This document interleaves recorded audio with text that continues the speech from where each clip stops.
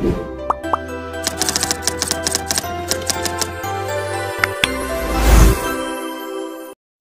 day, everyone. We're the presenters of Group 6, and our topic is about separation and termination. I am Darrell Favila. Separation refers to the ending of an employee relationship between an employer and employee. So sa madaling salita, ito ay pagwawakas ng ugnayan sa pagitan ng employer at empleyado. So ito ay desisyon ng isang empleyado na kung saan ito siya ay pag-alis niya sa isang trabaho or isang desisyon ng employer gaya ng pagpapaalis o pagtanggal sa trabaho. So, here are the common reason for voluntary separation. So, first is retirement, early retirement, dissatisfaction, and resignation. So, first is retirement. The employee decides to have the workforce permanently. So, retirement ito ay isang pag-aalis ng isang empleyado sa pamamagitan ng pagseserbisyo ng mahaba sa isang organization or company. So, maaaring mag-retire siya kapag nasa edad na siya ng 60 pataas or na-meet niya na yung retirement age. So, second is early retirement. So, early retirement, the employee leaves the workforce before the standard retirement. So, sa early retirement naman is yung pag-aalis mo sa isang trabaho na hindi mo pa na-meet yung standard age ng isang company. For example, nasa 16 na yung retirement age nila pero ikaw nag-alis ka na nang wala ka pa sa 60. So, decision yun ng employee na mag-alis siya or mag-file siya ng early retirement. So, good day everyone. For my topic is dissatisfaction. The employee may be unhappy with their job, work environment, or employer. For example, scenario. Sarah works as a marketing specialist in a large corporation. She's been with the company for 3 years and has consistently delivered high quality work. However, she's became increasingly dissatisfied with her job due to lack of autonomy. Her manager micromanage distracting every detail of her project's poor work environment. The office is noisy and cluttered, making it difficult to focus. And lastly, limited growth opportunities. Despite her excellent performance, she's been passed over for promotions and her role feels stagnant. And let's move on to resignation. A formal letter is submitted often with a notice period. Resignation is a formal act of leaving, quitting a job or position. Is typically involves submitting a resignation letter or notice to the employer specifying the intention to leave and effective date of departure. That's all. Thank you. Good day, everyone. My name is Dennis Pancho, and my topic is about involuntary separation. Involuntary separation is the opposite of voluntary separation.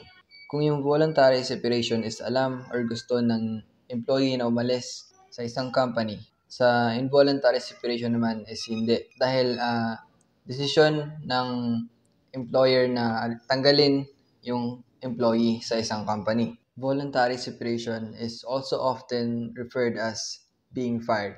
Now let's proceed to the common reasons for involuntary separation. First is layoff. Nangyayari ang layoff kapag nagtatanggal ng employee ang isang company hindi dahil may nagawa itong mali or hindi siya nagsunod sa patakaran ng isang company, kundi dahil masyadong marami ang employee sa isang company or ang isang company is nalulugi na. Kaya kailangan magbawas ng employee para ma-save yung company.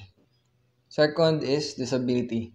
Ito naman ay nangyayari kapag hindi na talaga kayang magtrabaho ng isang employee. Usually, kapag merong malalang sakit or injured ang isang employee. Halimbawa, isang driver na naputulan ng kamay, matatanggal siya sa trabaho dahil makakahadlang ito na magawa niya ng maayos ang kanyang trabaho. I'm Laika Villaverde at ang topic ko po is about death. So, when we say death po is about reason for the termination of an employment relationship. Ito ay isang natural lang na dahilan ng pagtatapos ng relasyon sa pagitan ng employer at ng empleyado.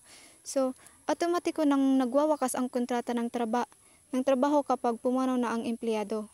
Walang ibang proseso o hakbang na kinakailangan dahil natural lang ito na pagwawakas. For example po, may isang empleyado sa isang pabrika na naaksidente. So, dahil nga sa naaksidente siya at pumanaw, automatiko nang natapos ang kanyang kontrata sa trabaho dahil sa kanyang kamatayan. Sa ganitong sitwasyon po, parang karaniwang may mga proseso para sa pag-ayos ng mga benepisyo o sahod na dapat matanggap ng pamilya ng yumaong empleyado, tulad ng pag-ayos ng mga natitirang sweldo at ng mga benepisyo na nakasaad sa kontrata o batas. Next po is about constructive discharge. Ito ay isang uri ng pagpapaalis sa trabaho kung saan ang empleyado ay nag-resign dahil sa hindi na matiis na mga kondisyon sa trabaho na nilikha mismo ng isang employer. So kahit na ang empleyado mismo ang nag-resign, maituturing pa rin ito isang sapilitan dahil sa mga ginawa ng employer na nagtulak sa empleyado mismo na mag-resign o umalis sa kanyang trabaho. For example po, si Maria ay isang empleyado sa isang kumpanya. Dahil sa paulit-ulit na panalait at pananakot ng kanyang supervisor, naging napaka-stressful nito at hindi na niya matiis ang kanyang trabaho. So, ang pinaka-main point po dito is yung dahil nga po sa paulit-ulit na panalait at pananakot ng kanyang supervisor is napagdesisyonan niyang magbitiw. So, kahit na siya ang nag-resign o nagbitiw sa kanyang trabaho is maituturing na ito ng constructive dismissal dahil nga po sa mga ginawa ng kanyang supervisor ay nagdulot ng hindi na matiis ng kondisyon sa trabaho. So, possible na pwede niya idemanda yung kumpanyang yun dahil nga sa mga panalait at sa mga pananakot sa kanya. I'm Heidi Hamid Uli, and this is my part, which is in mutual separations. When we say mutual separation, is an agreement between the two parties, yung employer and the employee. Yung dalawang parties is agree to end the employment retirement. Mutual separation is known as mutual exit agreement or retirement agreement na ino-offer ng employer sa kanyang employee to end the employment relationship ng legally. So, one of the benefits of mutual separation is yung reduced legal risk. Dito, kapag nagkaroon tayo ng mutual separation, may iwasan natin dito yung mga reputational damage na makakaapekto sa company brand natin. My name is Carl Vincent Dablesa, and my topic is positive image and negotiated terms. Positive image. For the employee, a mutual separation can present a more positive imagine for the future employer, as it suggests a less continuous departure. When an employee and employer agree to part ways mutually, instead of employee being fired or quitting abruptly, it looks better to future employer. It shows the departure ways due to conflict or poor performance, which creates a more favorable impression. Negotiated terms. Both parties can negotiate the term of separation, including severance pay, benefits, continuation, and non-disclosure agreement. Instead of just being fired or quitting, mutual separation allow the employee and employer to discuss and agree on things like severance pay, money given after leaving, benefits continuation, like health insurance for a will, non-disclosure agreement, a contract to keep certain information private. Hey everyone, I am Nurafisa Muhammad. So now let's proceed to terminations. So ano nga ba ang termination? So kapag sinabing termination, ito yung pagtatapos ng employment ng isang employee sa company. Usually, employer ang nag-initiate nito. Tinatawag din ito na firing or dismissal. So may dalawang klase ng termination. Una ay voluntary. So, yung voluntary, ito yung kusa o may consent ng employee, tulad ng resignations or etc. And And pangalawa is involuntary. Ito yung hindi kusang loob ng employee, gaya ng pagpapatanggal dahil sa violation or poor performance. So next is employee terminations causes. Now let's discuss about performance issues. So isa sa mga main causes ng terminations ay performance issues. So may dalawang common na dahilan yung performance issues. First is incompetence. An employee consistently failing to meet job expectations even after training and support can lead terminations. For example, may isang empleyado na paulit-ulit na nagkakamali or hindi niya natatapos yung pinapagawa sa kanya kahit na binigyan siya ng instruction kung paano yung gawin or nakapag-training siya. So, kung patuloy pa rin siyang nagkakamali o hindi niya nasunod yung gusto na pinapagawa sa kanya, so, pwedeng maging dahilan yun para ma-terminate siya. And next is substandard work. Substandard work, submitting work that doesn't meet company standards, regardless of deadlines, can be causes for termination. So, dito sa substandard work, for example, sa HR, may staff na laging mali yung payroll kahit may deadline or may errors sa employee records. So, kapag di na-meet ang standard ng kampanya, consistently, pwedeng itong maging basehan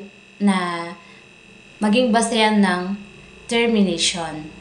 So, yun yung substandard work. Good day everyone, my name is Rhea Nacinto and my topic is about employee termination causes.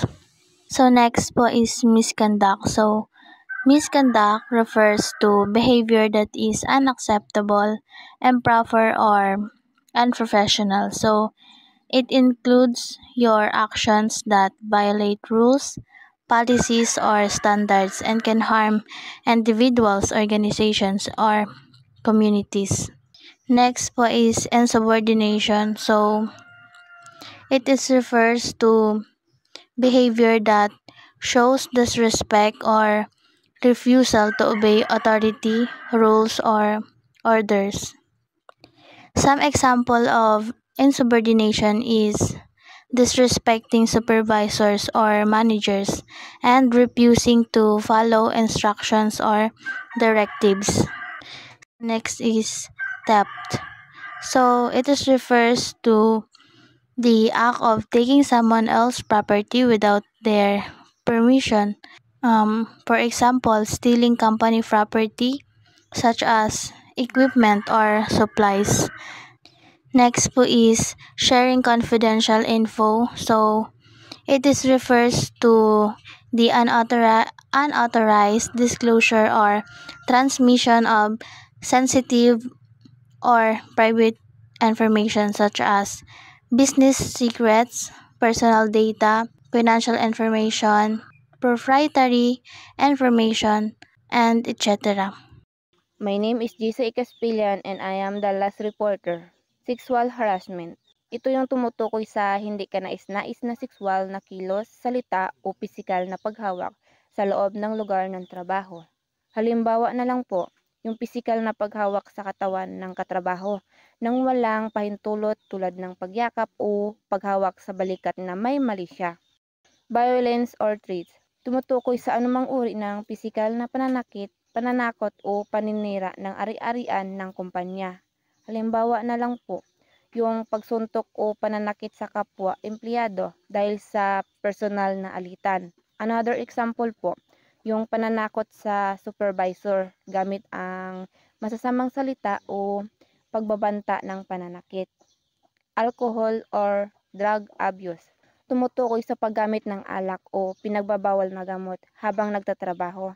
Nakakaapekto ito sa performance ng empleyado at maaring magdulot ng aksidente o panganib sa iba. Example po, yung nagtatrabaho habang lasing o amoy alak Another example po, yung nahuling gumagamit ng illegal na droga sa loob ng workplace habang naka-duty. This is the reasons or causes why some employees terminate in their jobs.